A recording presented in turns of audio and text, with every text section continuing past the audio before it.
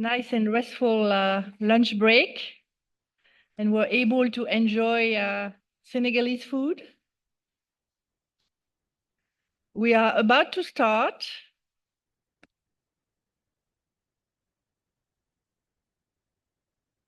So our panelists present here all arrived, and we also have Mr. Adama Ott, who is in online.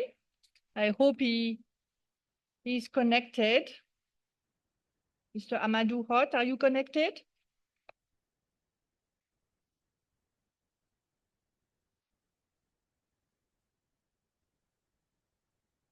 So let us start. My name is Dr. Agnes Soukat, and I'm the Director for Health and Social Protection at the France Development Agency, based in Paris. And I'm both a medical doctor and an economist, and spend most of my professional life at the World Bank as a lead economist and lead service delivery, global service delivery lead for health. And spent also 6 years at the WHO as director for health systems for governance and financing. So I see a lot of familiar faces here of the wonderful global health community and One Health community. And I'm now working for the France Development Agency, which is a public development bank that provides about between 12 and 14 billion of development aid to countries every year, both in form of loans, working with multilateral development banks, including the World Bank, but also grants and technical assistance. And I'm very privileged today to have as a co-chair Dr. Paulin Bazinga from the Gates Foundation, and I'll hand over to him for him to introduce himself. Thank you very much, Dr. Agnès Soukat. Mais on s'est dit qu'on parlait en français ou en anglais? On peut aller en français. Est-ce qu'on fait un petit vote en français ou en anglais? Ah, il y a une traduction. Comme ça, on fait peut-être la session principale en français. Comme ça, les gens qui ont besoin d'une traduction en anglais, on met des casques. Comme ça, ça va être une session interactive. Merci beaucoup, bienvenue. Bon après-midi à tout le monde. Les sessions d'après-midi sont toujours un peu lentes de commencer. On va essayer de vous basculer un peu pour que vous soyez présents et pouvez... parce que sans les financements des problématiques de climat et santé, il n'y a vraiment pas moyen d'avancer. Donc voilà pourquoi c'est une session très très très importante, et je suis ravi de co-présider cette session avec une très grande amie à moi, Agnès Soukat, qui n'est même pas une amie seulement, mais c'est un mentor pour moi. Si aujourd'hui j'ai un titre de PhD sur mon CV, c'est parce qu'on a travaillé ensemble pendant des années. Donc elle m'a supervisé, appuyé beaucoup pendant qu'elle travaillait à la Banque mondiale il y a plusieurs années. So, c'est vraiment un plaisir d'être ensemble aujourd'hui, Agnès. Voilà, et aussi on a un panel d'éminents experts qui viennent de beaucoup d'organisations. Au lieu de les présenter, nous préférons qu'ils se présentent eux-mêmes. Comme ça, je vais leur demander un à un à se présenter et à vous dire pourquoi cette problématique de climat, santé et surtout les financements les intéressent et pourquoi ils sont ici. Je vais commencer par Madame Vanina. Merci Paulin, merci Agnès, c'est un grand plaisir pour moi d'être là. Donc je suis le vote du public, je vous parle en français et c'est une grande fierté aussi de parler en français. Mon nom est Vanina Laurent-Ledru, je suis la directrice générale de Foundation S, pardon pour l'anglais, mais comme ça tout le monde comprend bien. C'est l'organisation philanthropique du groupe Sanofi, donc Fondation S comme Sanofi, mais aussi comme santé. Et le fil conducteur de toutes nos actions, c'est vraiment accroître la résilience sanitaire des systèmes de santé et des populations. Et je suis ici au Sénégal, bien entendu, pour le Forum Galien, mais aussi parce que pour nous, il est essentiel de comprendre les besoins des communautés qui sont impactées par le changement climatique et d'aller au plus près de ces besoins. Donc j'ai aussi eu l'occasion de passer un peu de temps au sud du pays pour comprendre ces impacts, notamment l'érosion, pour comprendre comment est-ce qu'on a besoin de renforcer les capacités des communautés. Je ne sais pas si vous voulez qu'on se présente et on passe la parole à tout le monde ou si on parle un petit peu. Tu me dis. Voilà, merci. Je présente seulement pour le moment et puis on passe la parole.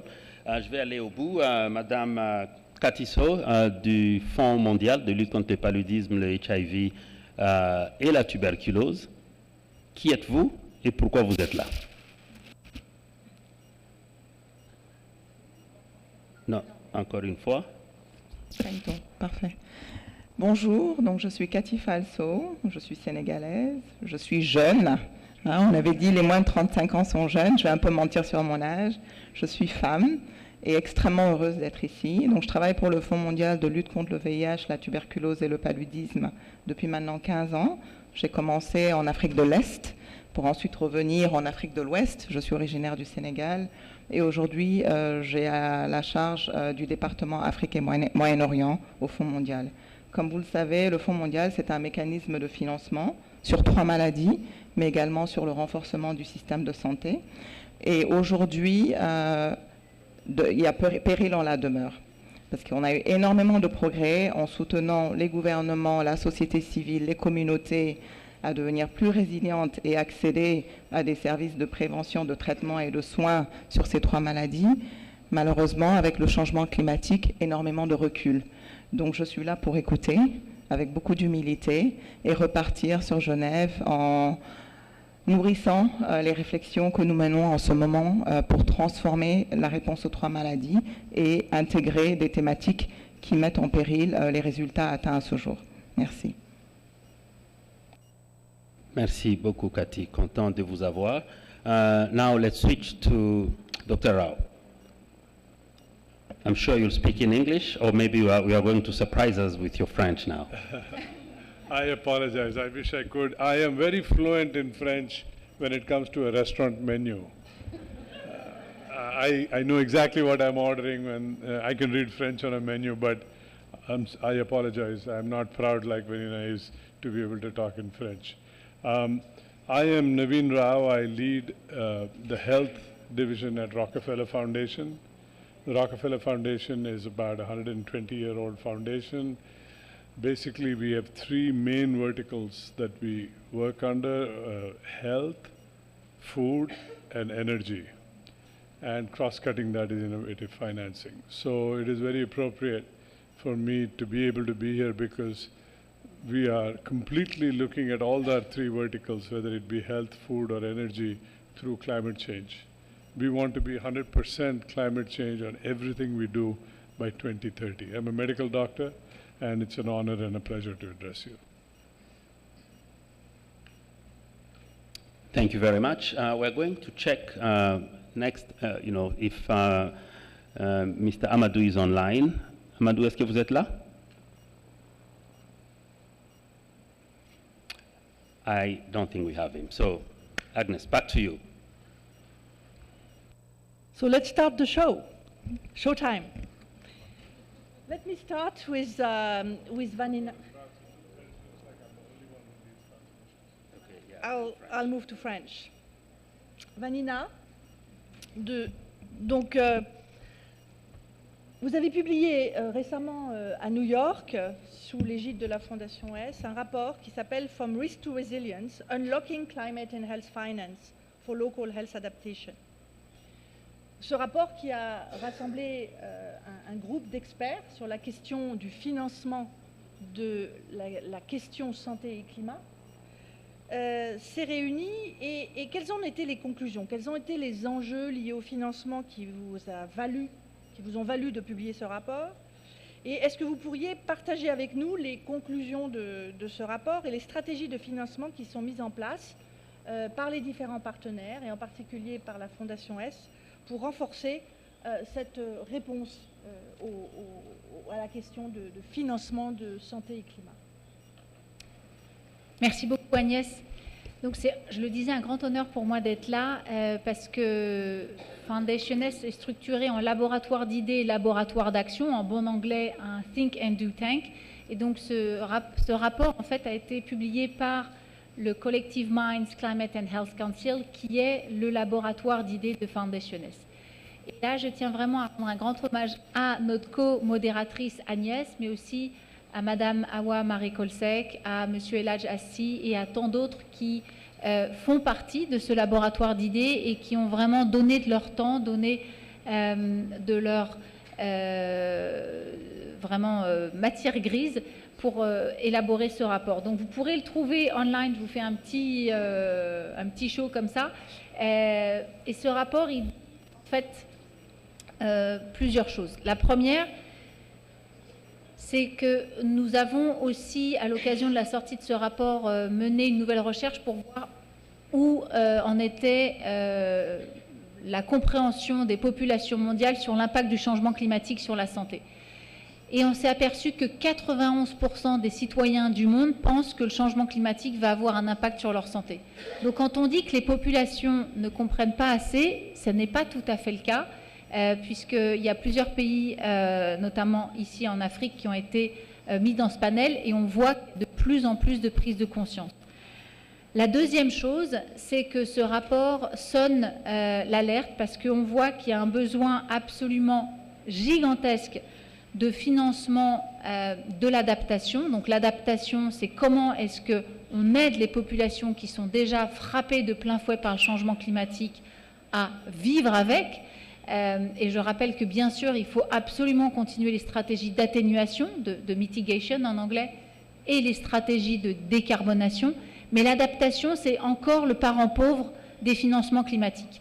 Et aujourd'hui, on ne peut plus se permettre d'avoir cette dichotomie entre il faut tout mettre sur l'atténuation parce qu'il faut absolument stopper le changement climatique et essayer de ne pas atteindre ces 2 degrés. On sait que, je suis désolée de vous l'apprendre, mais on va les dépasser. Et donc il faut qu'on arrive à mettre en place toutes les solutions pour s'adapter. Donc ce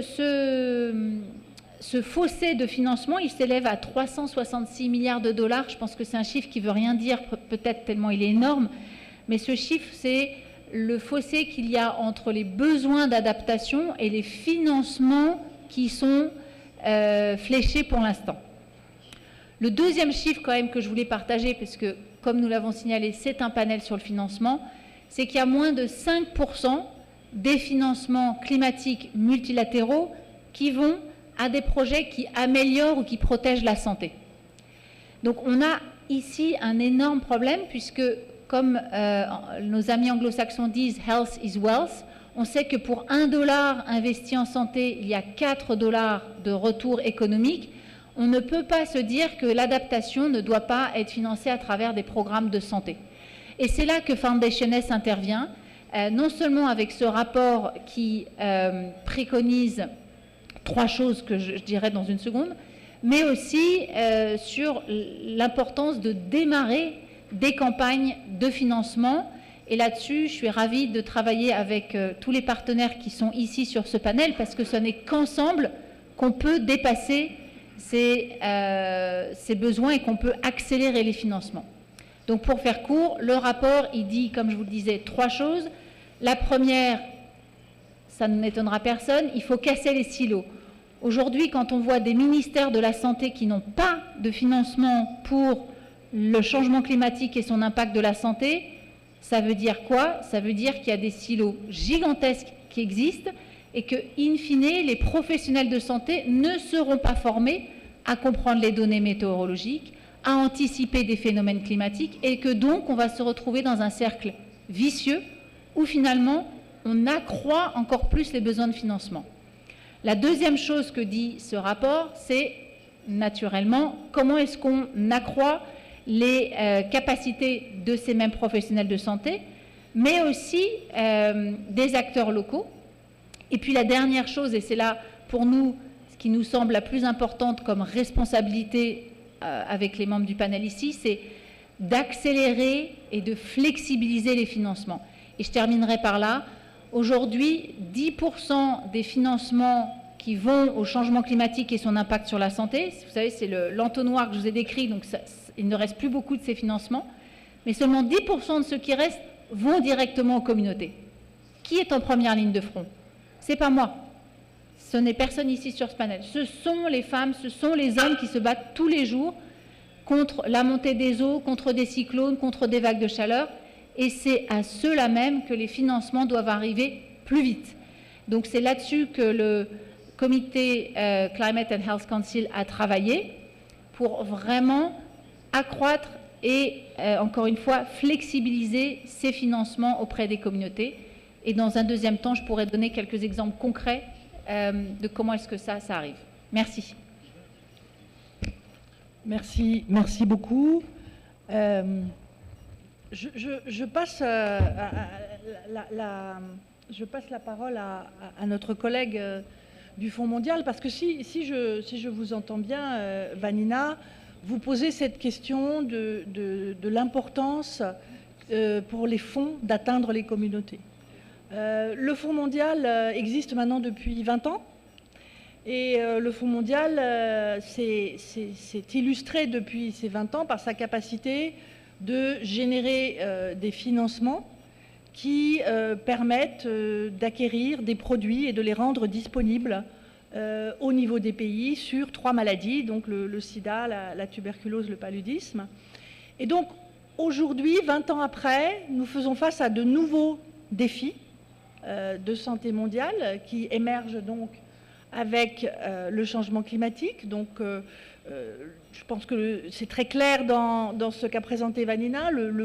La population mondiale est très au fait que ce changement climatique va menacer sa santé. Et donc, comment le Fonds mondial s'apprête-t-il à relever ce nouveau défi? Se prépare-t-il à peut-être faire évoluer son modèle ou évoluer sa stratégie? Quelle est votre perspective sur ce sujet? Merci beaucoup, Agnès. Je pense que je vais peut-être revenir sur la présentation de ce matin. Je pense qu'Ella Jassi, dans ses propos préliminaires, nous a fait vivre un instant très fort.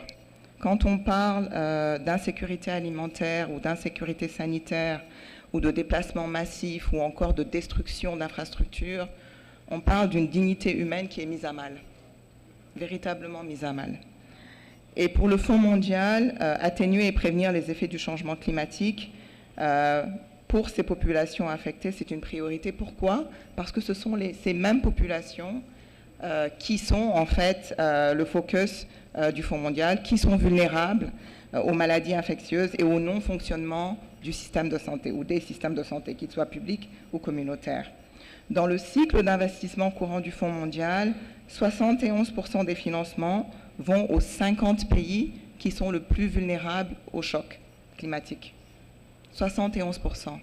Et hier et avant-hier, on a beaucoup parlé du poids, ou en tout cas du fardeau du paludisme. 87% des ressources qui sont allouées au paludisme sont dans ces 50 pays, qui portent également 87% du fardeau du paludisme. Je veux dire, ça dit tout. Les populations que le Fonds mondial sert, quand on parle du Fonds mondial, sont ces mêmes populations qui sont affectées par les chocs climatiques.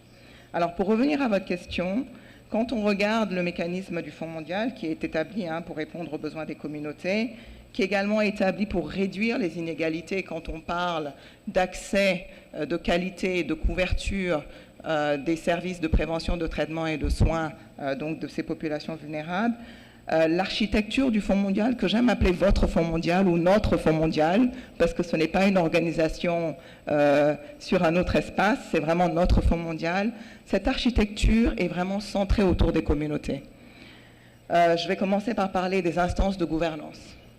Nos instances de gouvernance sont en fait un partenariat public-privé-communauté. Et je suis très heureuse de voir avec nous Dr Magda Robalo, qui, je pense, a gagné des cheveux blancs à servir le Fonds mondial dans ses différents comités, notamment le comité d'éthique et de gouvernance, mais nous avons également énormément bénéficié de sa sagesse. Et de sa sagesse en tant que médecin au premier rang de l'offre de services en Guinée-Bissau et ensuite à l'OMS régionale. Donc dans les instances de gouvernance du Fonds mondial, non seulement nous avons une représentation des donateurs, des fondations, du secteur privé, mais nous avons une représentation des communautés, les personnes infectées et affectées. Et elles prennent part au développement des stratégies du Fonds mondial. C'est la première chose. La deuxième chose, c'est le comité technique. une autre instance qui est garante de la qualité des interventions que nous finançons et qui a en son sein également, je dirais, des multicompétences. Vraiment des personnes de tous bords sur des thématiques cross-cutting, comme on dit, que ce soit sur le genre, que ce soit sur les populations clés, que ce soit effectivement sur les appuis au niveau communautaire. Donc avoir des personnes qui vivent la chose, qui la connaissent et qui font la revue des propositions d'investissement, c'est absolument important. Parce que je pense que les écarts qu'on a au moment de la mise en œuvre commencent au moment du design et donc de la définition des subventions. Le Fonds mondial, c'est aussi l'appropriation nationale. Hein, on parle beaucoup de country ownership au Fonds mondial. Et c'est pour ça que les requêtes de financement sont écrites par les pays, revues par le comité technique et seulement après cela tournées en subvention par le secrétariat du Fonds mondial. Et l'appropriation nationale, c'est l'alignement aux priorités nationales. Donc là aussi, je dis toujours, quand on a le dialogue pays avec nos différents acteurs locaux, qu'il est absolument important de prendre en compte les besoins et les priorités nationales. Bien sûr, il faut les prioriser. Il y a toujours un arbitrage à faire, mais c'est de là qu'on sous-tend les interventions du Fonds mondial, d'où l'importance de l'inclusion et de la participation des communautés dans ces processus. Et l'outil qui permet de faire cela, c'est l'instance de coordination nationale. Alors, je ne sais pas si dans cette salle, nous avons des personnes qui sont assises dans les instances de coordination nationale dans leurs pays respectifs. À nos jeunes, si vous ne l'êtes pas, tapez à nos portes, qu'on s'assure que vous soyez là. On le fait énormément. À nos femmes, faites-en de même. Je ne dis pas qu'on laisse nos hommes de côté, mais je parle à ceux qui sont un peu dans le déséquilibre de la représentation, et c'est important qu'ils soient autour de la table. Hier, il y avait un débat sur est-ce qu'on doit être autour de la table, en bas de la table ou sur la table. Bon, quand vous n'êtes pas autour de la table, créez votre table et on vous y rejoindra. Ça, c'est absolument clé. Et enfin, la stratégie du Fonds mondial a en son cœur les communautés. Aujourd'hui, quand on parle de la mesure de l'impact des investissements du Fonds mondial, on parle de millions de vies sauvées. Ce sont les communautés. On parle d'incidences avérées. Comment on dit ça en français? Averted. Éviter. De cas d'incidence, donc éviter. Et tout cela, c'est la personne, la communauté, avant même de parler de l'institution et des différentes organisations. Donc, c'est vous dire combien il est important d'avoir les communautés au centre de l'affaire, donc des réponses au VIH, à la tuberculose et au paludisme. Et ces 2 derniers jours, je rentre chaque soir avec Rokia en tête, et je ne sais pas si Rokia est dans cette salle, peut-être qu'elle est sur un autre panel, qui nous disait « on ne peut pas raser la tête de quelqu'un sans que la personne ne soit présente ». Et je pense que c'est un motto qui est très fort. Et c'est pour ça qu'on dit « on ne fait rien pour les populations et les communautés sans les populations et les communautés ». Ce n'est pas un motto, c'est une véritable réalité pour le Fonds mondial. Merci beaucoup. Merci beaucoup. Donc un fonds mondial qui veut s'adapter aux défis climatiques. Et là, je vais passer la parole à Naveen de la Fondation Rockefeller. Donc I'm going to move to English so that you don't need to, you can have it directly from me. So we hear on one hand, we have here the Global Fund, who is a major player in global health. But it's basically based on a model where the money sits in Geneva in a fund. And now we have the conclusions from the council, and you are a member of this council, and you contributed in a major way to the report that was launched in New York. The recommendation is to shift resources directly to communities. How do you see that happen, and what would be your advice, sitting in the Rockefeller Foundation, for the whole ecosystem of global health to evolve and serve better those who are affected by the climate shocks? Thank you. It is truly an honor to share the panel with both Vanina and Cathy, and I really do appreciate how clear they are in the need for financing to be able to reach the people who are most affected and, ironically, who have done the least to cause this climate change. So I really appreciate that. What I would like to walk you through is the Rockefeller journey that has got us to this state where we are focused on climate change effect on health, and specifically from the financing lens. So when we started this journey about a year and a half ago, or maybe 2 years ago now, we realized that we needed to go listen from the communities and from the countries what exactly is the problem.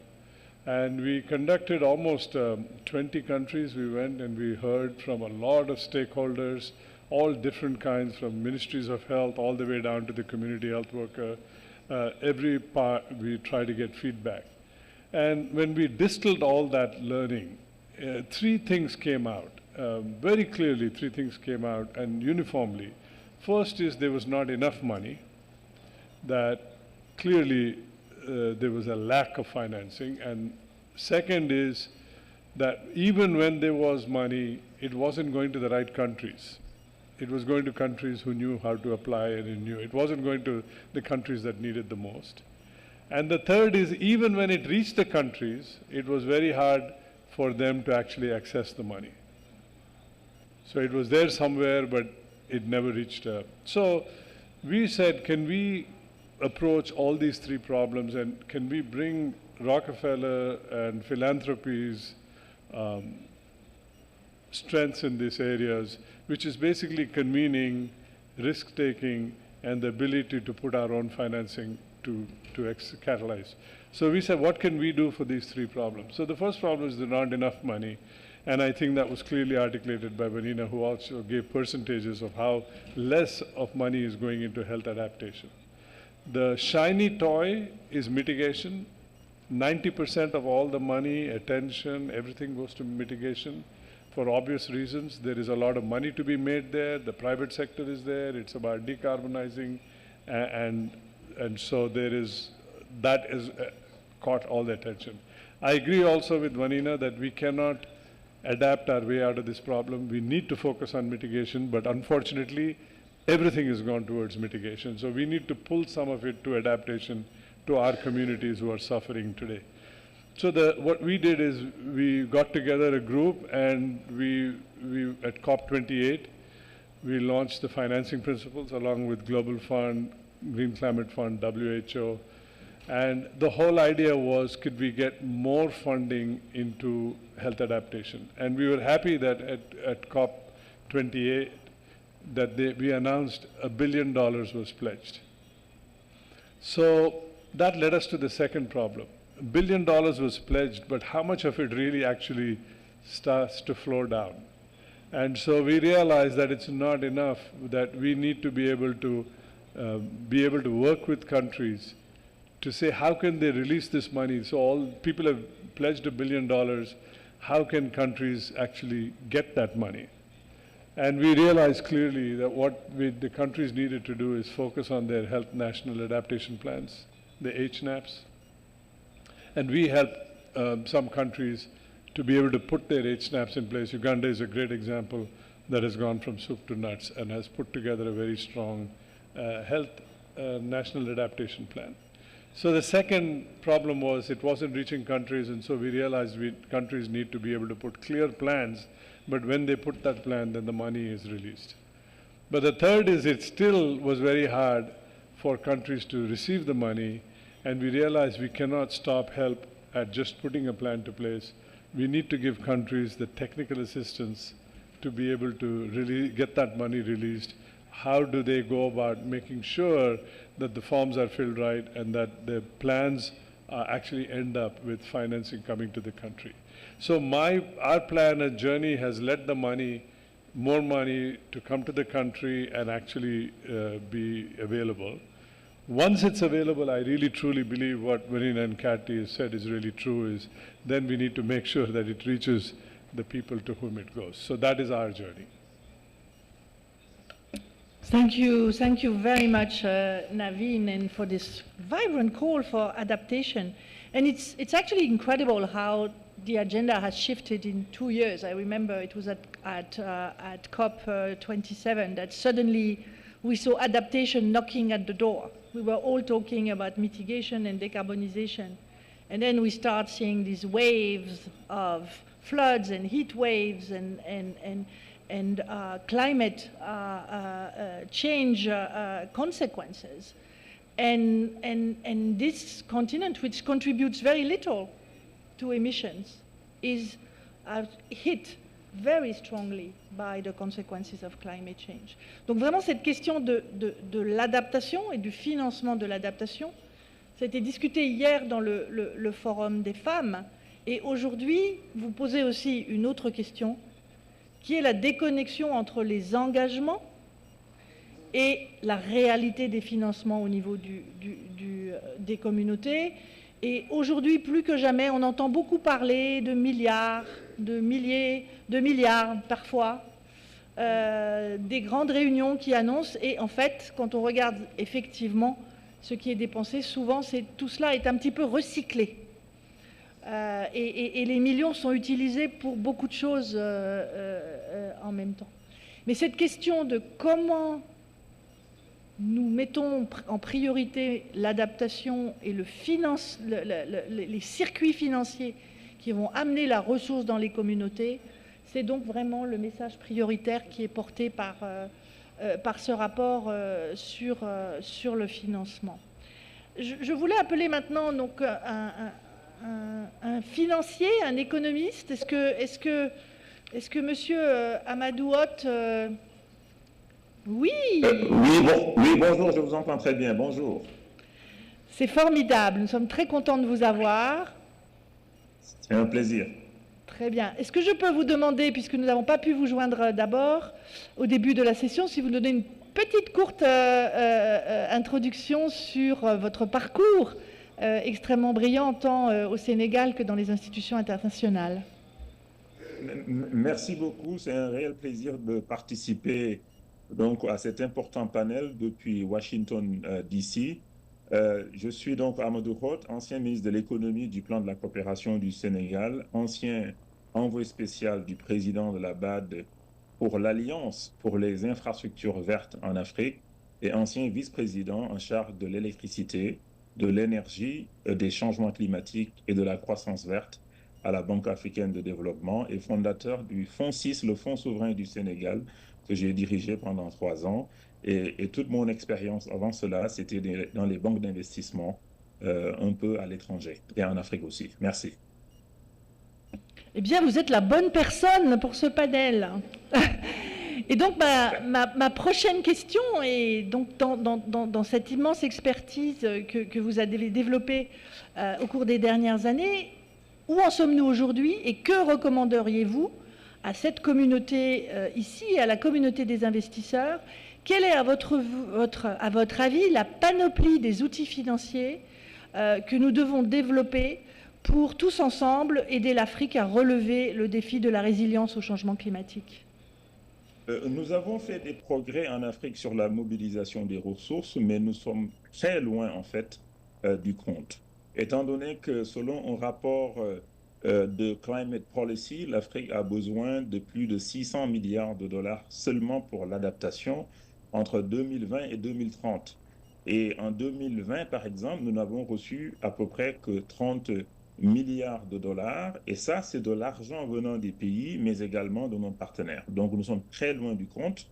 Comme ça a été dit tout à l'heure, une bonne partie, la majorité des flux financiers sont orientés en fait vers la mitigation, l'atténuation. C'est parce que c'est là où on a de la rentabilité financière, malheureusement. Et pour l'adaptation, qui est le parent pauvre du financement climatique, il nous faut absolument des financements concessionnels et des financements en dons, parce que les pays qui subissent de plein fouet en fait les conséquences du changement climatique ne sont pas responsables donc de ce phénomène et ne devraient pas utiliser l'argent rare que ces pays-là sont capables de mobiliser à en fait financer des actions dont nous ne sommes pas responsables, alors que nous avons le financement de l'éducation, le financement de la santé, d'autres infrastructures dont nous sommes responsables. Et également, on a vu que sur les marchés financiers, la dette des pays est devenu de plus en plus cher, surtout dernièrement avec l'augmentation des taux d'intérêt en Europe et aux États-Unis. Et donc, un financement commercial ou même semi-commercial ne serait pas adapté. Et nous savons aussi que c'est très difficile, dans le cas de l'adaptation, d'avoir des projets bancables dans lesquels le secteur privé pourra investir. Donc, pour résumer, plus de financement concessionnel, plus de financement en dons, des engagements, réalisation des engagements de nos partenaires, donc depuis 2009, et aujourd'hui, on a des besoins extraordinaires. Il faut que tout le monde retrouve la manche. Malheureusement, nos pays vont devoir sortir eux-mêmes une partie de leurs ressources pour mettre aussi dans l'adaptation, parce qu'on ne peut pas attendre seulement de nos partenaires, même si ceux-ci devaient faire beaucoup plus. Merci beaucoup, c'est très clair. Peut-être une question de suivi. Vous êtes à la Banque africaine de développement, donc quand vous parlez de plus de liquidité, plus de concessionnalité, comment voyez-vous l'articulation justement entre le don et le financement domestique, et comment faire de ce don une valeur ajoutée et une synergie avec les budgets des États? Voilà, juste pour préciser que j'ai quitté la Banque africaine de développement il y a pratiquement un mois, donc pour me concentrer sur la campagne pour la présidence de la BAD l'année prochaine. Et donc, je suis en pleine campagne, mais la question que vous posez, elle est extrêmement pertinente. On pourrait utiliser les dons pour faire de l'effet de levier, faire du financement mixte, du blended finance, pour essayer en fait de financer les projets d'adaptation qui ne sont pas très bancables, mais on aura besoin de beaucoup de dons pour que donc on puisse en fait envisager cela, sachant que nos États ont beaucoup d'autres priorités aussi. Ce qu'on pourrait aussi envisager, c'est surtout pour le cas des pays d'Afrique qui ont en fait ces actifs qui sont du carbon sink assets, par exemple le bassin du Congo. On voit que ce sont des pays qui ont un gros potentiel d'avoir des ressources en vendant des carbone crédits. Aujourd'hui, ce service vendu au monde, il n'est pas rémunéré parce que ces forêts, cette biodiversité est quelque chose en fait dont le monde entier a besoin. Mais aujourd'hui, les pays ne sont pas rémunérés. Pourquoi? Parce que le carbone crédit africain, il est pricé à peu près $10 ou $6 la tonne, alors qu'en Europe, on est à 100 et quelques dollars. Comment peut-on faire pour harmoniser tout cela et comptabiliser en fait cet actif extrêmement important qui est africain pour qu'on puisse générer des recettes à partir de ces actifs, et également que dans le calcul de notre PIB africain, on puisse en fait intégrer de nature capital. Et aujourd'hui, ce n'est pas le cas. La BAD a lancé une initiative sur cela pour que cela puisse changer. Ça nous permettra, un, d'avoir plus de revenus, et deux, augmenter le PIB drastiquement, trois, réduire le ratio endettement PIB afin que notre dette africaine soit un peu moins vulnérable, et que aussi les agences de notation puissent tenir compte de tout ça, et que notre notation puisse être améliorée. Et avec une notation améliorée, on lève des taux moins chers avec des maturités plus longues, et ceci va faciliter et soulager les finances publiques. Très très bien, donc vraiment un plaidoyer pour mobiliser tous les outils financiers vers cette nécessité d'investissement dans l'adaptation. C'est très intéressant sur les compensations carbone. Également votre appel pour du financement mixte, hein, du blended financing. Peut-être une dernière question, puisque la connexion est très bonne et qu'on vous entend très bien, et on ne sait jamais combien de temps ça dure. C'est peut-être une question sur votre vision de la question de la taxation du carbone, de la taxation des énergies fossiles, quand on fait référence au rapport maintenant bien connu de la Banque mondiale sur les taxes et les subventions néfastes, à la fois sur le carbone et les subventions agricoles. Comment voyez-vous l'évolution de cet agenda en Afrique? pour moi, en Afrique, il est extrêmement important que pour l'accès à l'électricité, parce que quand on dit énergie, il y a l'électricité, il y a l'énergie pour l'industrialisation et l'énergie pour autre chose. Mais la partie électrification qui est extrêmement importante, il faudrait que nous essayions de maximiser l'utilisation des énergies renouvelables. Parce que, c'est très bien pour le climat, pour l'environnement, mais surtout aussi, économiquement, ça a un sens. Parce que quand vous avez du soleil, vous avez du vent, de l'éolien, vous avez de l'hydroélectricité, un potentiel hydroélectrique important, vous ne pouvez pas exporter cette électricité très facilement en dehors de l'Afrique.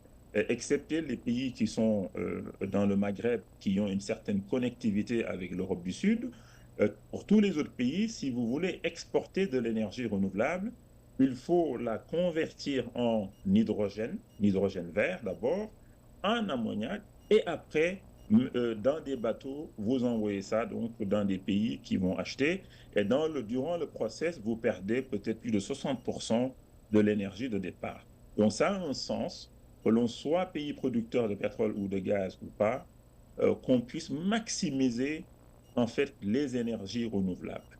Et si on atteint un point où on ne peut plus maximiser parce que le réseau ne le soutient plus, parce que la technologie ne le permet pas, ou parce que le coût dans certains pays peut être un peu plus élevé, même si les coûts ont baissé drastiquement globalement, quand on atteint ce niveau, on rajoute donc du gaz.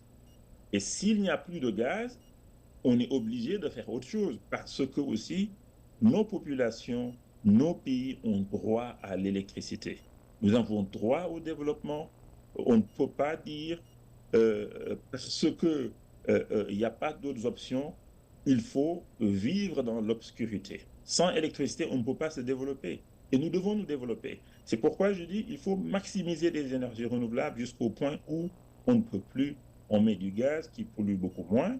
Et après cela, il faut peut-être du heavy fuel un tout petit peu. Je pense que pour le charbon, c'est fini. Je pense que personne ne va plus essayer d'investir dans de nouvelles centrales de charbon, d'accord? Parce qu'on a d'autres technologies alternatives. Et utiliser les énergies fossiles qu'on devait consommer dans nos pays, on essaie de les exporter tant qu'on peut trouver un acheteur. Parce que croyez-moi, vu la situation aujourd'hui et l'évolution et la nécessité de décarboniser, on va atteindre un jour où il n'y aura plus d'acheteurs certainement pour le pétrole et le gaz, peut-être ce sera dans 50 ans, mais ça viendra un jour.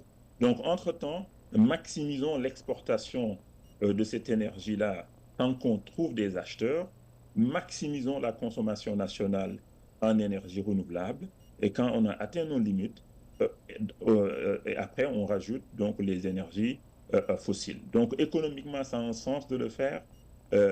Également pour l'environnement, également le fait que les coûts ont drastiquement baissé et vont continuer à baisser. On voit des pays aujourd'hui qui ont même 60% de mix énergétique en renouvelable. Le Sénégal est aujourd'hui à peu près à 31-32%. L'objectif en 2030, c'est 40%, qui est très réalisable. Et je pense qu'on peut même aller au-delà. Et donc, transformer notre gaz en pétrochimie, en engrais, en urée, au lieu de le consommer pour l'électricité, et même exporter une partie de ce gaz et maximiser la consommation des énergies renouvelables. Ce serait valable pour toute l'Afrique, je crois. Merci beaucoup, merci. Et un message très important parce qu'en fait l'électrification est un facteur extrêmement important dans la santé. C'est très lié à la chute de la mortalité infantile. Mais également, comme vous l'avez dit, c'est un élément clé de l'économie d'aujourd'hui et de demain, en particulier du fait de la digitalisation de l'économie. Merci beaucoup pour vos lumières alimentées à l'énergie renouvelable, bien sûr. Merci, je suis obligé de partir à une autre bien sûr. Je suis en campagne. Merci, à la prochaine. Merci beaucoup, merci de votre temps. Merci, merci. Eh bien, je repasse maintenant la parole à mon co-chair, Paulin Bazinga, pour vous donner la parole et poser les premières questions qui viennent à vous après cette première série d'échanges et de questions. Si vous avez des questions pour nos panélistes, Paulin. Merci beaucoup Agnès. Je crois que c'était une très très bonne modération et merci de maximiser la présence de l'ancien ministre du Finance parce qu'il nous a donné beaucoup d'informations. On a pu vraiment avoir cette globalité de la problématique et aussi merci à nos panélistes qui nous ont donné des points, des données concrètes et ce qu'ils sont en train de faire. Mais avant de passer la parole aux gens qui sont dans la salle, j'aimerais reconnaître la présence de Mme Tian Gui du ministère de la Santé, qui est la chef du département, qui est l'économiste du ministère de la Santé ici. Madame, est-ce que vous voulez dire quelque chose maintenant, ou écouter, ou après? Après? Super. Voilà, donc on a deux invités. On a aussi un docteur Farb Lamine Sall. Si on peut voir où vous êtes. Super, voilà. Donc, c'est aussi un invité qui va intervenir après. Maintenant, on va ouvrir pour le panel. Donc, pour le public, si vous avez des questions à nos panels, je pense qu'il y a un micro qui va circuler dans la salle. Voilà, si vous pouvez, juste, on va commencer là. On prend 3 questions très rapidement et essayer d'être bref et surtout de diriger la question à un panéliste particulier. Notez que M. Amadou a dû partir déjà. Merci. Madame, on commence par vous. Oui, merci beaucoup et merci à nos panélistes pour ces interventions. Vous pouvez juste lever un tout petit peu? Oui, bien sûr. Comme ça, on peut... Voilà. Alors, bonjour, je m'appelle Matel Sow de International Budget Partnership Sénégal, IBP, l'ONG IBP. Alors, je disais merci déjà à tous nos panélistes. On a beaucoup appris et je pense que c'était important d'avoir ces discussions-là. Et moi, j'ai une petite question pour Madame Sow du Fonds. Vous aviez évoqué tout à l'heure que les ressources, vous faites de votre credo, que ces ressources-là puissent aller aux communautés qui en ont besoin. Et parmi cette communauté-là, les groupes vulnérables, à savoir les femmes, les jeunes. Et je suis très intéressée par la question parce que de par ma petite expérience, c'est très difficile de pouvoir reach out les communautés parce qu'il y a un long système d'intermédiaires et tout ce qui va avec. Comment vous vous assurez, par quel mécanisme assurez-vous que les 71% du fonds, des financements que vous avez évoqués tout à l'heure, vont directement à ces communautés vulnérables? Et comment pouvez-vous quantifier ces ressources-là? Je suis intéressée par le mécanisme et peut-être les indicateurs que vous utilisez pour être sûr que ces communautés-là bénéficient de ces ressources pour l'adaptation face au changement climatique. Merci beaucoup. Merci beaucoup, Madame Sow, qui pose une question à Madame Sow. Et c'est une question précise et concrète. Voilà. Deuxième question, juste au milieu, là. Merci beaucoup. Je suis le professeur Issa Won, je suis professeur de santé publique et docteur en médecine. Donc, il y aura forcément un biais en faveur d'approches, disons, assez techniques. Alors, j'ai bien écouté tous les intervenants et bien apprécié tous les discours qui ont été faits. Alors, il y a une de vos 3 conclusions, Madame Ledru, qui a attiré mon attention. C'est la conclusion où, sauf erreur de ma part, votre think tank préconisait une augmentation des flux financiers vers le secteur de la santé, enfin les aspects, les impacts climatiques sur la santé. C'est bien, c'est même très bien, mais je crains qu'on ne sectorialise encore plus les financements. Il y a une compétition féroce par rapport au financement de l'adaptation, au financement des changements climatiques de façon générale. J'ai la chance de travailler comme consultant avec le Pandemic Aid. Le Pandemic Aid, c'est aussi une institution qui cherche des financements de façon indirecte pour la prise en charge des conséquences des changements climatiques. Et c'est les mêmes tensions qu'on voit également là-bas. Bon, quand on voit les chiffres, on croit que c'est énorme, mais il suffit qu'on finance 15-16 projets pour que l'argent fonde comme peau de chagrin. Donc, je me demande s'il ne faudrait pas voir les choses plutôt de façon plus inductive. Essayer dans les programmes de l'adaptation, des changements climatiques, etc., de porter beaucoup plus l'attention sur les déterminants qui vont conduire à des problèmes de santé. Vous me direz, c'est tous les déterminants, c'est clair. Mais il serait bon, je pense, d'associer des spécialistes du secteur pour que les financements soient plus ciblés vers la santé que de remettre encore en compétition des fonds qui, au bout du compte, ont les mêmes objectifs. Alors, deuxième point sur lequel j'aimerais insister, même si M. Hott m'a un peu ôté ce que je voulais dire, je pense quand même, moi, quand je n'entends pas financement domestique ou financement interne ou mobilisation interne de ressources, je me dis qu'on n'est pas encore dans la pérennisation. Et ça, malheureusement, c'est un sérieux problème. Donc, je pense que c'est un point d'attention sur lequel il faudra qu'on soit très, très, très vigilant. Voilà en résumé ce que je voulais dire. Je vous remercie de votre attention. Merci beaucoup, professeur. Voilà la dernière question et puis après on va ouvrir au panélistes. Merci beaucoup aux panélistes. Merci beaucoup aux panélistes. On m'appelle Hugues Thibozo, je suis économiste de la santé. Je suis expert assistant technique à l'Organisation ouest africaine de la santé, OAS, où je m'occupe des questions liées au financement de la santé, à la mobilisation des ressources, ainsi qu'à la coordination des partenariats. Alors, je voudrais renchérir quelques petits points qui ont déjà été évoqués, mais qui me tiennent à cœur. Primo, améliorer le niveau de ressources mobilisées. Deuxièmement, améliorer l'allocation des dites ressources, de sorte à ce que la majeure partie de ce qui est mobilisé puisse réellement aller aux communautés à la base et impacter leurs conditions sociales dans l'ensemble. Troisièmement, rationaliser davantage l'utilisation des ressources affectées de sorte à maximiser l'efficience des interventions.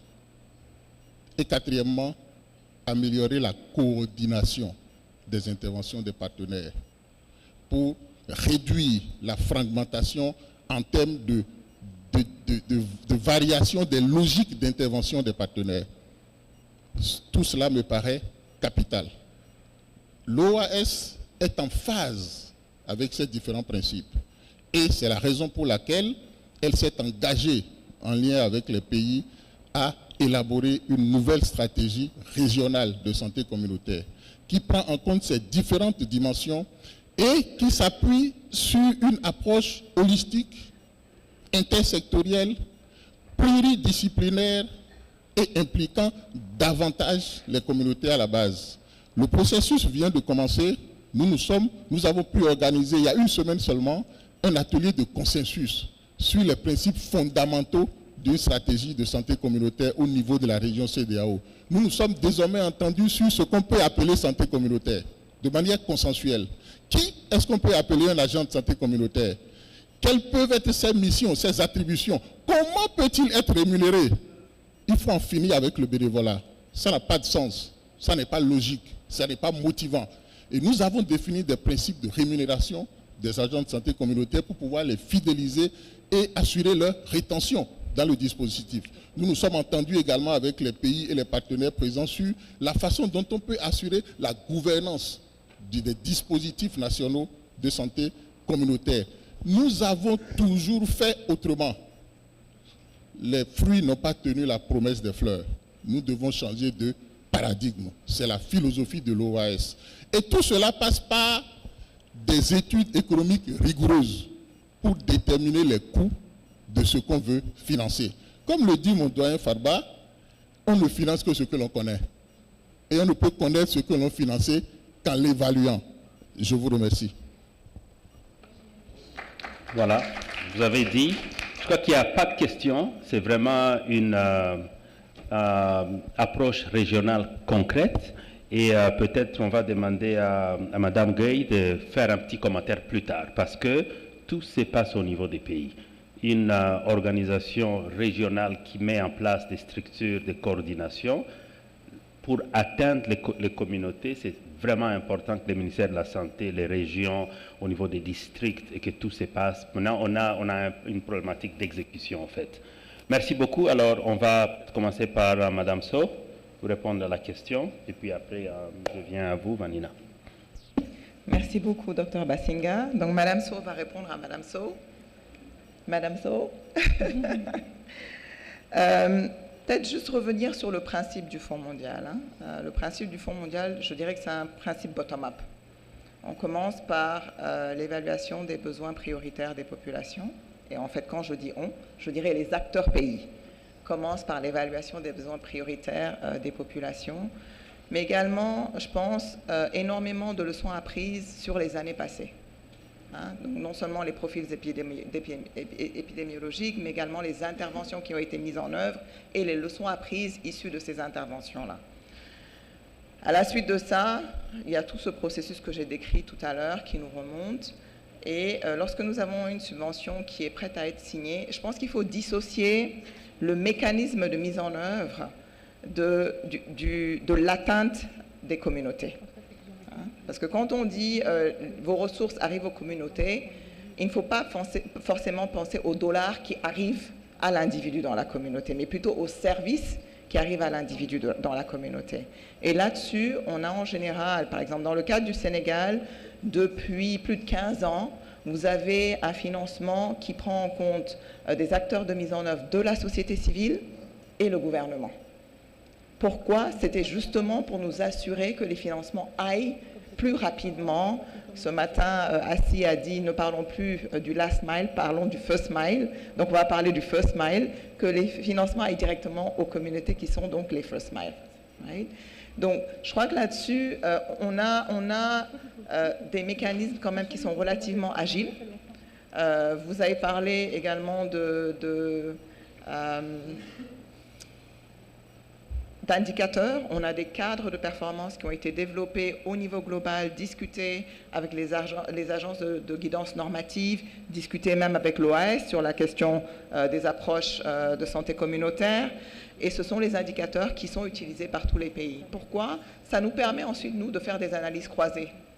Aujourd'hui, on peut dire que 20% de nos financements atteignent non seulement donc les communautés en termes de renforcement du système communautaire, mais également les ressources humaines en santé. C'est parce qu'on a des indicateurs consolidés qui nous permettent des analyses croisées. J'aimerais également apporter un autre élément. On a des financements à travers nos subventions, mais on a également des financements à travers un mécanisme d'urgence, un fonds d'urgence. Donc, lorsque vous apportez l'élément climat, et le Fonds mondial, jusqu'à ce jour, était plutôt sur l'atténuation et non sur l'adaptation. Donc, c'est également, je dirais, un processus de transformation pour le Fonds mondial que de shifter un peu plus vers l'adaptation. Alors, le fonds d'urgence est plutôt un fonds d'atténuation. Et c'est un fonds, juste sur l'année 2023, qui a mis à disposition plus de 50 millions de dollars dans des pays qui ont eu à faire face à des chocs, dans des communautés qui ont eu à faire face à des chocs, tels que le Mozambique, le Malawi ou encore le Tchad et le Pakistan. Donc, je dirais qu'il y a beaucoup d'agilité. C'est vrai qu'en amont, les processus peuvent paraître un peu lourds, mais lorsqu'on est dans l'urgence, on va très vite. Merci. Merci beaucoup. Merci pour vos deux questions. Donc, je rappelle, la première, c'était une question sur la sectorialisation des financements. Merci, Paulin. Donc, sur cette question de sectorialisation des financements. Alors, la première recommandation du rapport dont nous avons parlé, c'est vraiment justement de casser les silos. Et pour casser les silos, le critère qui est retenu, c'est que 100% des pays du Sud doivent travailler pour avoir un plan national d'adaptation d'ici à 2025, avec un chapitre santé. Donc ça veut bien dire qu'en fait, on n'essaye pas de recréer ces fameux silos ou d'avoir des approches qui soient séparées. L'idée, c'est de s'inscrire, Navin en a parlé, dans ce cadre des plans nationaux d'adaptation. Et un exemple concret, pour montrer qu'on s'inscrit dans ce cadre-là, hier, le Fonds Climat Vert, le Green Climate Fund, a approuvé pour plus d'1 milliard de dollars de nouveaux engagements, dont un programme de 37 millions de dollars pour le Malawi, pour financer le chapitre santé du plan national d'adaptation, auquel nous avons contribué. C'est-à-dire qu'en fait, On essaye vraiment maintenant d'utiliser les partenariats publics-privés et philanthropiques pour ressourcer, pour financer ces approches dans un cadre unique. Donc l'exemple du Malawi, il me semble, est un bon exemple. Le Sénégal a madame pourra peut-être nous en parler, mais le Sénégal travaille sur des approches similaires et je pense que c'est très important finalement d'avoir ce cadre unique. La deuxième partie de la réponse, c'est qu'on travaille aussi vraiment sur cette approche une seule santé durable et j'invite tous les participants à rester demain au forum One Sustainable Health, j'en profite. Le forum Une seule santé durable vise encore une fois à amener les communautés de la santé animale, de la santé humaine et de la santé planétaire pour vraiment s'assurer qu'il y ait un cadre de référence avec des actions conjointes et ensuite, oui, chacun déroule son programme, mais que ça participe des mêmes objectifs d'amélioration du cadre de vie des communautés et pas simplement de la santé, mais vraiment du cadre de vie. Et puis, vous avez posé la deuxième question sur les financements domestiques. Donc, je reviens à cet exemple du Malawi pour dire que bien le Malawi, dans le cadre de ce nouveau programme de 37 millions de dollars, a mis une partie de ressources sur la table et c'est comme ça qu'on peut s'assurer qu'il y ait une pérennité des programmes aussi, bien sûr. Mais je pense que, M. Hoth l'a rappelé, on ne peut pas attendre du continent africain une diversion totale de ses ressources vers des plans nationaux d'adaptation. Ça serait un problème d'équité fondamentale, ça serait remettre en arrière tout ce sur quoi tout le monde a travaillé depuis 20, 30, 40, 50 ans, la Fondation Gates, la Fondation Rockefeller, le Global Fund, l'Agence française de développement ont énormément co-investi avec l'Afrique pour monter la santé, l'éducation et un tas d'autres indicateurs très hauts. On ne peut pas maintenant dire on va prendre toutes ces ressources et les mettre sur le financement du changement climatique. Donc on estime qu'il y a une question d'équilibre à trouver et je pense que et Navine, Agnès et Paulin auront sûrement des choses à rajouter sur cet équilibre et sur les contributions que chacune de leurs organisations amène parce qu'encore une fois, la conclusion, ça n'est qu'en travaillant en collectif qu'on peut amener des embryons de solutions qui deviendront des teenagers, des jeunes adultes de solutions et qui en fait pourront amener tout le monde au plus près du premier mile des communautés. Merci beaucoup Vanina. Je crois que vous nous rappelez qu'on a Dr Agnès qui est quand même la patronne de santé et protection sociale à AFD. Donc elle a posé question à tout le monde. Elle doit quand même nous dire qu'est fait la France, qu'est fait l'AFD dans cette problématique. Combien mettez-vous là? Je suis juste curieux de ça. Eh bien, en fait, nous avons une réponse à cette question de combien mettez-vous. En fait, on peut estimer que pour 2023, nous étions probablement à peu près à 300 millions sur l'agenda santé, climat, protection sociale. Et cette année, probablement, nous allons atterrir à 600 millions. Qu'est-ce que ça veut dire? Et c'est là où on répond en fait à votre question sur la qualité de la dépense et sur l'efficacité. C'est-à-dire que tous les ans, les pays investissent dans les infrastructures santé. Tous les ans, ils investissent dans les programmes de santé. Et la question, c'est comment on investit différemment. On ne peut pas investir en 2024 dans des hôpitaux de 1950. Et donc, quand on travaille sur l'efficience énergétique des hôpitaux, les émissions des chaînes d'approvisionnement, quand on travaille sur la résistance aux vagues de chaleur, c'est vrai que dans le futur, les matériaux plastiques et le verre, c'est peut-être pas les matériaux de choix pour construire des infrastructures santé. Et donc aujourd'hui, on est en train vraiment de réorienter nos investissements, c'est-à-dire que le climat, c'est pas un agenda, le climat et santé, c'est pas un agenda comme diabète ou comme paludisme. Climat et santé, c'est une question de revoir l'ensemble de nos investissements pour nous préparer au choc de demain. Et donc aujourd'hui déjà, nous pouvons réorienter les financements domestiques, nous pouvons réorienter les investissements des banques publiques de développement vers cet agenda. Mais vous, à la Fondation Gates, so what is it that the Gates Foundation is thinking about the climate and health agenda? Because sometimes we feel they're a little bit hesitant about it. Not at all. I think we are like you, we are doing a lot of thinking and a lot of analysis because the Gates Foundation is a private foundation. We spend $8.4 billion a year. The majority of that money goes to health. You know, health means that we give our contribution to Gavi, which is the Global Alliance for Vaccine and Immunization. We are one of the biggest, private foundations supporting the Global Fund. Do a lot of advocacy, making sure that those mechanisms get replenished, etc. But also the second biggest area where we intervene is agriculture development. In agriculture development, I was so pleased to hear how everyone is asking for more investment in adaptation, right? Because there is a lot of money going into mitigation. You know, a lot of business opportunities, solving some of the long-term problems. But the reality is that we are seeing our smallholder farmers, our families.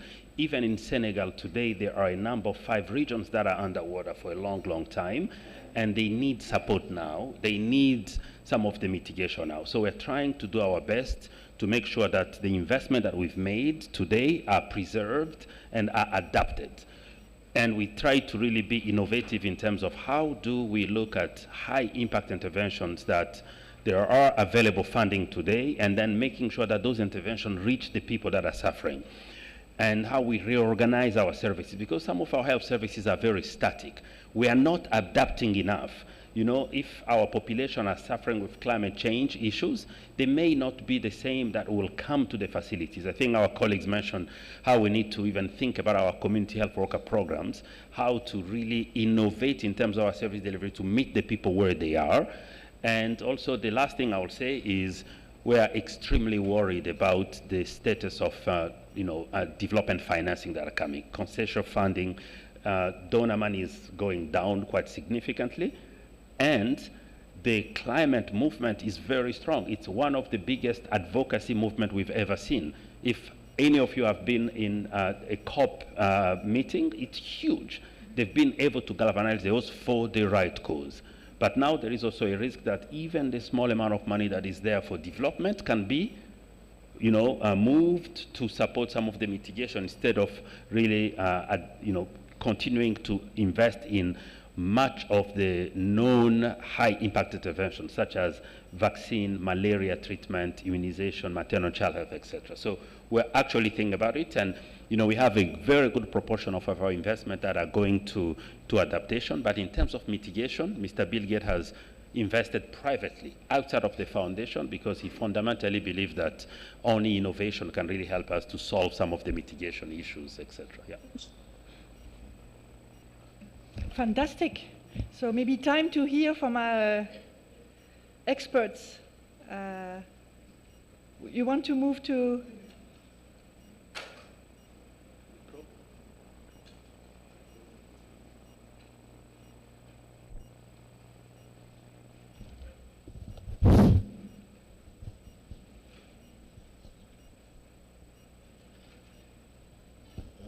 Sauf que vous m'empêchez de voir ma patronne. Je suis un ancien de l'OMS et j'étais justement dans le département financement de la santé. Et donc, si je parle sans voir ma patronne, il y a un problème. Alors, je voulais dire bonjour d'ailleurs à tout le monde et puis me réjouir de la tenue de cette session, qui est une session très intéressante. Et quand j'ai reçu l'invitation, je me suis dit de quoi vais-je parler. Et quand je vous ai entendu, j'ai dit, tiens, je suis vraiment dans ce que j'avais pensé devoir aborder. Changement climatique m'a renvoyé à cette question des déterminants de la santé, qui me semble être une question essentielle pour un pays qui a pris option d'aller vers la couverture sanitaire universelle. Pour moi, c'est le maître mot et surtout, c'est la bonne porte dans les pays comme le nôtre, ces pays qui ont défini une stratégie pour aller vers la couverture sanitaire universelle, et dans cette définition, une place importante est accordée aux déterminants de la santé. J'insiste là-dessus parce que les changements climatiques, c'est un impact sur les déterminants de la santé. Quand on voit ce qui se passe au nord, je crois qu'il a parlé des 5 régions du nord où il y a ce problème, on voit un net impact sur les déterminants. Et ceci est un point qui me semble capital et qu'il faille partager dans notre continent. J'insiste sur cette notion de droit à la santé. Le droit à la santé, pour moi, c'est le droit de ne pas être malade. Ce n'est pas le droit aux soins, c'est le droit de ne pas être malade. C'est comment l'État doit s'organiser pour limiter au maximum ces risques qui exposent ces populations à la maladie. On a vu la question de l'eau, la question des inondations. Et pourtant, on voyait venir. C'est des questions fondamentales. Comment faire pour qu'il y ait le moins de malades? En n'étant pas dupe, on sait que quoi qu'on fasse, il y en aura qui seront malades. Et à ce moment-là, la notion de droit aux soins prend du sens et on fera même de meilleurs soins parce qu'il y aura moins de malades. Le défi en Afrique, si on va aller à la couverture santé universelle, c'est de faire en sorte qu'il y ait moins de malades, pour qu'ils soient mieux pris en charge. Et à ce moment-là, ça nous renvoie forcément aux causes. Et les causes, c'est quoi? C'est les déterminants de la santé. Et dans ces déterminants, justement, il y a un ensemble de responsables, un ensemble de ministères qui reçoivent des ressources, qui ont des budgets et qui ne se parlent pas. Aujourd'hui, on a une opportunité avec la stratégie pour aller à la couverture santé universelle. Il y a ce que le Sénégal a appelé le comité de pilotage. C'est un comité hautement multisectoriel où on reconnaît les différents ministères qui peuvent jouer un rôle justement pour limiter la maladie ou pour soutenir justement la mobilisation de ressources pour mieux prendre en charge les malades. Et donc, il faut profiter d'espaces comme cela pour faire la santé autrement, pour faire une sorte d'avancée vers le bien-être. C'est ce financement-là qu'il faut chercher, le financement du bien-être. Et dans ce bien-être, il y a différents intervenants. Ce financement du bien-être se fera en exploitant les possibilités sectorielles. Vous avez parlé de casser les silos. Il ne faut pas rêver, ça ne se cassera pas. Moi, je les laisserai avec les silos, mais je ferai en sorte qu'ils travaillent en synergie, qu'il y ait un plan national d'avancer vers le bien-être. Je suis un rêveur, mais il faut rêver. Et ceci est possible dans des pays comme le Sénégal aujourd'hui. Quand vous avez un Premier ministre très fort, vous pouvez faire de la multisectorialité de redevabilité. C'est le cas aujourd'hui au Sénégal. On peut faire de la multisectorialité de redevabilité. Chaque secteur a son cahier des charges. Chaque ministère a son cahier des charges.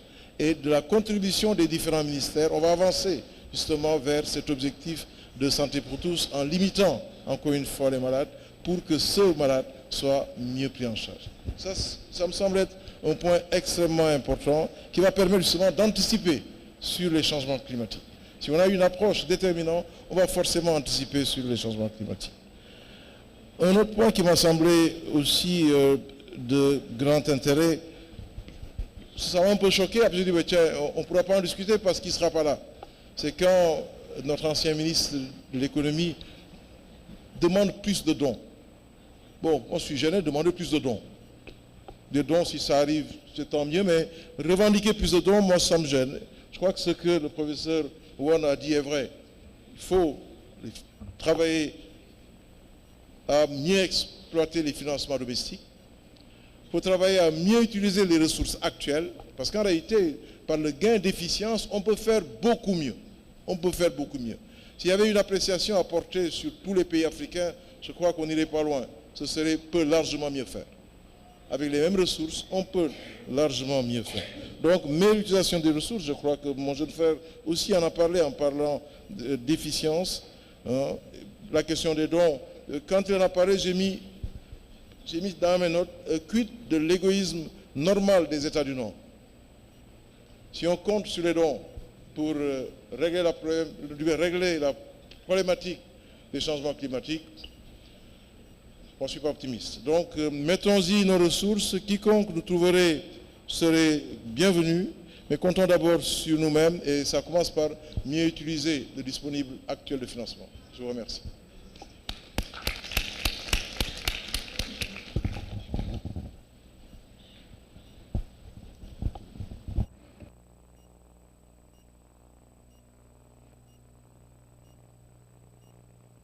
Ouchane Gueye, la coordonnatrice de la cellule d'économie de la santé. Et c'est très difficile de parler après son maître, hein, parce que c'est lui qui m'a formé, donc, et qui m'encadre dans le cadre de la mise en œuvre des activités de la cellule d'économie de la santé.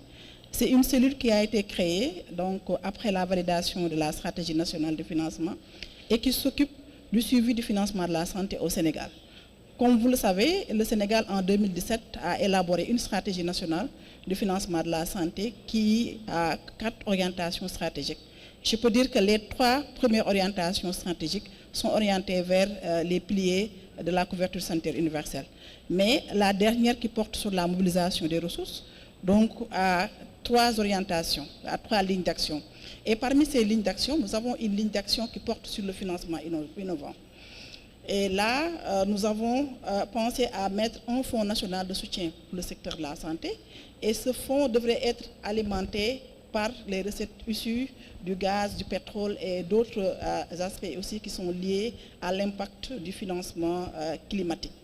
Et nous sommes en train de travailler là-dessus, mais jusqu'à présent, nous avons quelques difficultés pour voir comment alimenter ce fonds national. Et à côté aussi, il y a une évaluation de la stratégie qui a été faite, mais là où on a péché, c'est au niveau des déterminants de la santé. Parce que, comme l'a si bien dit notre cher maître, nous avons un problème de coordination donc, autour du ministère de la Santé. Parce que les ministères sont d'égale dignité aujourd'hui. Le ministère de la Santé ne peut pas convoquer le ministre de l'Environnement ou bien le ministre de l'Éducation nationale pour discuter des questions du financement de la santé. Mais nous avons aujourd'hui l'opportunité, avec le nouveau Premier ministre qui est là, de réunir tout le monde pour qu'on puisse discuter des questions de santé. Parce que déjà, si on prend l'exemple des comptes de la santé, les comptes que nous produisons, si on fait une analyse des dépenses, nous avons constaté que le financement de la prévention est très limité. Donc que ce soit au niveau des maladies non transmissibles, que ce soit aussi des soins de santé primaire. Et si nous voulons aller vers la couverture sanitaire universelle, nous devons vraiment changer de paradigme. Donc en réfléchissant pour comment mobiliser des ressources domestiques. Et ces ressources domestiques ne peuvent provenir que du financement vert ou bien de l'efficience dans l'utilisation des ressources. Parce que les ressources, on peut dire que les ressources sont collectées de façon exhaustive, mais quand même, l'efficacité et l'efficience des fois posent problème parce que nous n'avons pas encore défini des paramètres qui peuvent encadrer cette utilisation des ressources. Nous devons aussi réfléchir sur comment mettre en avant la santé communautaire, comment intégrer les acteurs communautaires au niveau déconcentré et qui peuvent vraiment jouer un rôle de veille et d'alerte par rapport aux différentes évolutions du changement climatique. Raison pour laquelle en 2017-2021, nous avons mené une étude sur l'impact des effets environnementaux dans la santé des populations. Et cette étude a révélé que l'évolution des paramètres climatiques suit l'évolution des maladies. Donc les maladies comme les maladies infectieuses, comme les maladies aussi qui sont liées à l'asthme, aux maladies chroniques et autres. Donc d'où l'importance aussi de réfléchir sur comment trouver des astuces pour pouvoir financer la santé donc à travers ces aspects-là. Je pense que c'est très difficile de parler après son maître parce que je pense qu'il a vraiment fait un cours pour ramasser les quelques points qui sont en train d'être faits au niveau du ministère de la Santé. Et aujourd'hui, nous sommes dans une phase d'élaboration d'une nouvelle stratégie nationale de développement de la couverture sanitaire universelle. Et la question des déterminants de la santé sont au cœur de cette nouvelle stratégie et que nous avons eu la chance de réunir presque tous les ministères qui interviennent dans ces déterminants de la santé et que bientôt, vous allez avoir un document qui sera vraiment prêt et utilisé par tous les acteurs qui interviennent dans le secteur. Je vous remercie.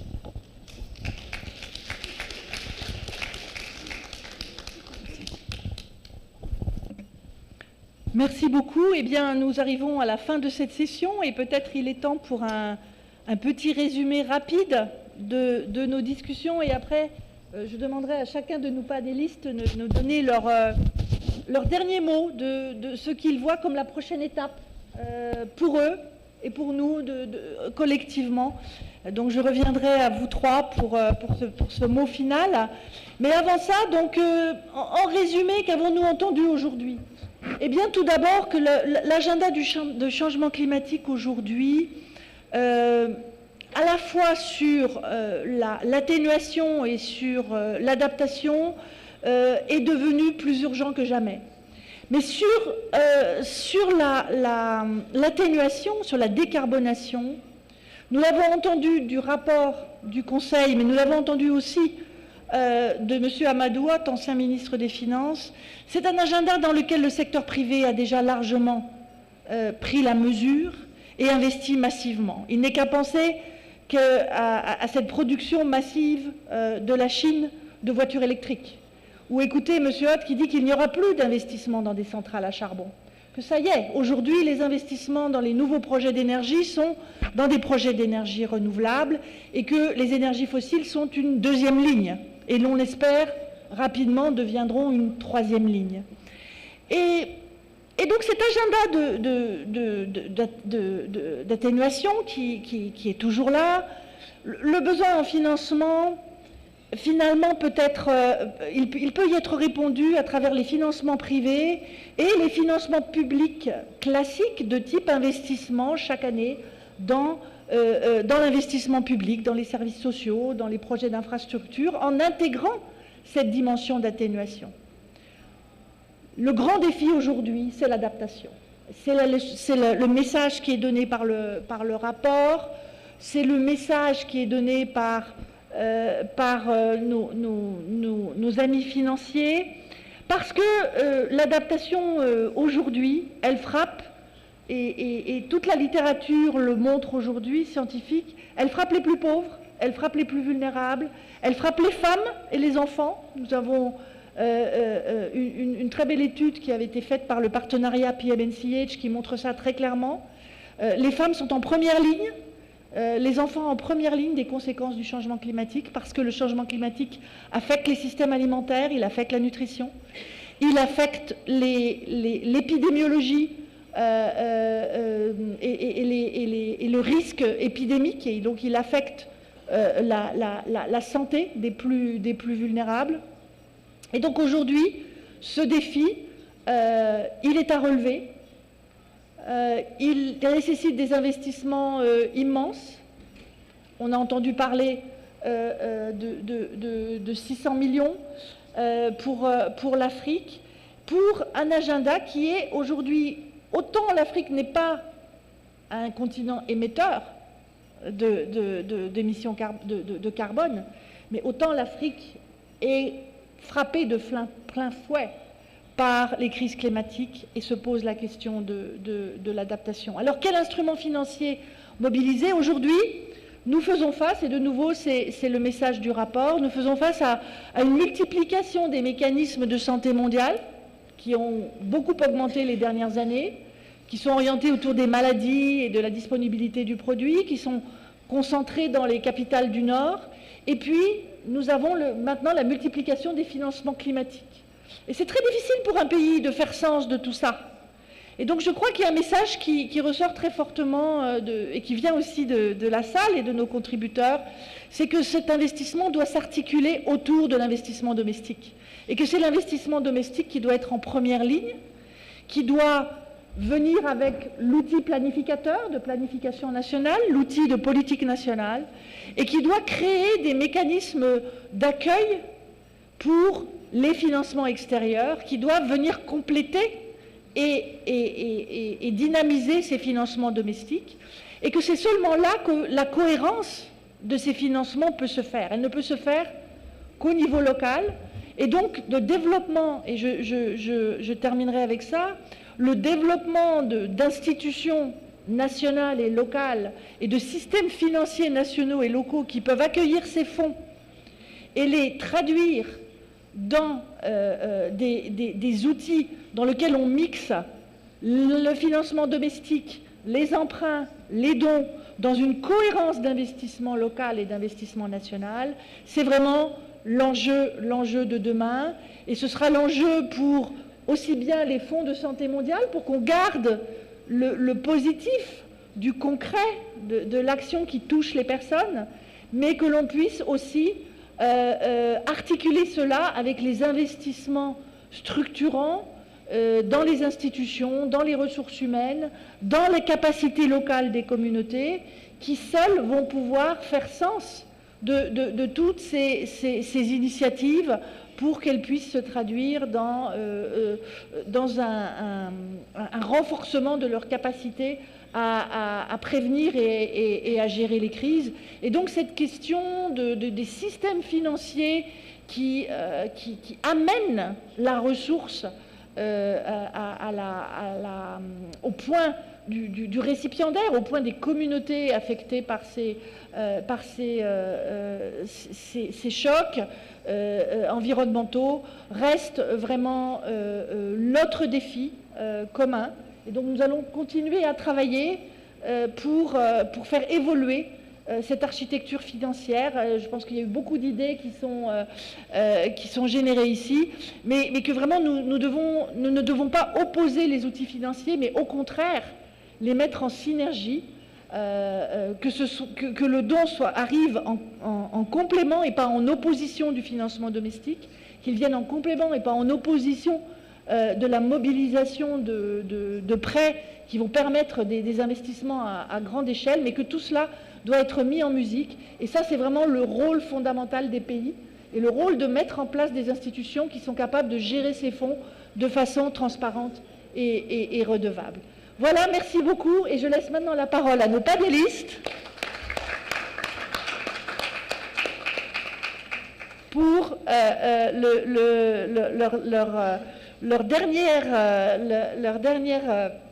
leur dernier message sur les prochaines étapes. Et je laisserai Paulin nous donner la dernière tonalité de cette session. Vanina ? Alors peut-être pour faire très court, moi j'ai envie de donner 3 mots, comme ça on ne réouvre pas d'autres questions, mais le premier mot, et merci beaucoup pour ce résumé extrêmement complet et pertinent, Agnès. Le premier mot en fait c'est leadership, parce qu'on est ici et on a l'impression souvent que le financement c'est une question technique. Et donc on a parlé, Cathy a rappelé le rôle des femmes, le rôle des jeunes, que souvent il y a des communautés qui sont exclues de ces discussions parce qu'on a l'impression qu'il faut avoir fait 15 MBA et 12 PhD pour comprendre les questions de financement. Le financement, ça n'est qu'une question de leadership. C'est une question de mobilisation des ressources, mais de mobilisation politique d'abord. Le deuxième mot, c'est résilience. Et je pense que c'est extrêmement important de garder à l'esprit qu'on doit tous œuvrer avec cet objectif commun. Et on a rappelé plusieurs fois que c'est peut-être pas une histoire de casser les silos, mais c'est effectivement une histoire d'avoir des objectifs communs et de rester centré là-dessus. Et le dernier mot, c'est catalyser, catalytique. Comment est-ce qu'on peut faire que 1 euro, 1 dollar qui soit mobilisé au niveau d'un pays pour l'adaptation fasse des petits et puisse aller le plus loin possible. Et pour ça, on a besoin... Je m'excuse, on va devoir faire très rapidement parce que la prochaine session va commencer très très tantôt. Un mot pour la fin. Une phrase. Juste vous dire qu'on est déjà dans l'esprit de la multisectorialité de redevabilité. Je pense qu'aujourd'hui, vous voyez dans ce panel des partenaires qui sont dans un partenariat de redevabilité. Donc j'ose espérer qu'on pourra œuvrer à vos côtés pour faire, je dirais, de la réponse, ou en tout cas de la mitigation ou de l'adaptation des questions climatiques et du nexus santé changement climatique une vraie réalité pour les populations. Merci. La sentence.